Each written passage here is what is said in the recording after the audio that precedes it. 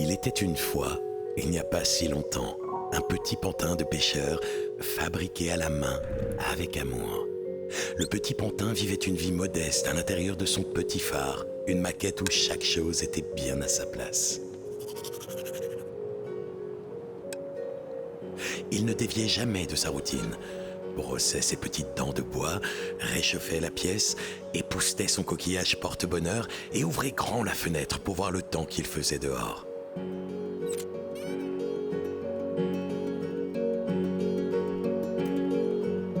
Épuisé par cette routine, le petit pêcheur reposait ses os de bois endoloris dans son fauteuil à bascule, plongeant dans un sommeil et dans des rêves profonds. Là où les odeurs de peinture et de colle embaumaient toujours la pièce.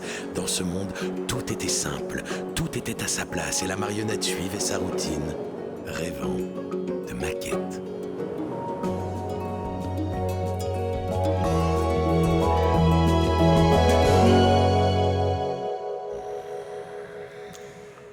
Jusqu'à ce qu'une nuit, la tempête revint. Et avec elle, toutes les peurs que j'avais essayé d'oublier en faisant des maquettes. Pour les amateurs de poiscaille, la pêche est ouverte et c'est le moment de remplir les stocks. Je sais, une grosse prise vous attend quelque part en mer, mais retenez vos filets, on annonce qu'un gros grain se prépare. Ce n'est peut-être rien, mais vous connaissez le dicton.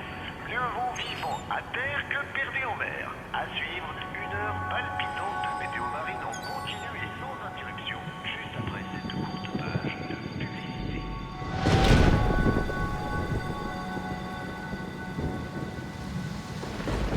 Mon père était toujours à demander plus, me pousser plus loin, toujours plus loin. Et voilà où j'en étais arrivé. Chalutier, répondez. Chalutier, répondez. Si vous nous entendez, retournez au port immédiatement. Je répète, retournez au port immédiatement.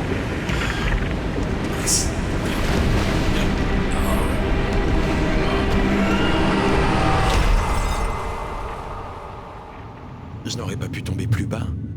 Du moins, c'est ce que je croyais à ce moment-là. N'oublie pas, fiston. Reviens avec une cale pleine de poissons, sinon pas la peine de revenir.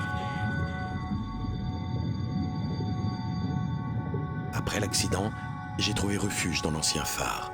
Un lieu pour me retaper. Je voulais oublier le naufrage, tous les échecs, tout. Une nouvelle routine s'est installée.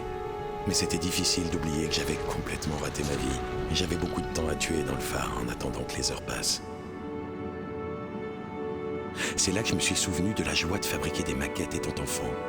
Un petit monde que je pouvais contrôler, sans risque de me blesser. Je ne savais pas quoi construire. Je n'étais pas très créatif. Alors j'ai commencé à faire la maquette de mon vieux Rafio.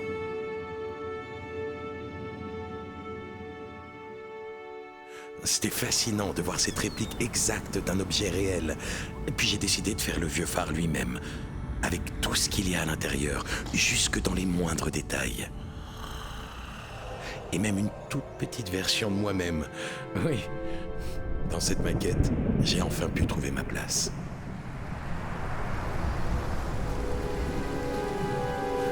Plus loin, toujours plus loin, j'étais tellement exalté. Soudain, alors que je plaçais ma marionnette dans la maquette, j'eus un sentiment étrange.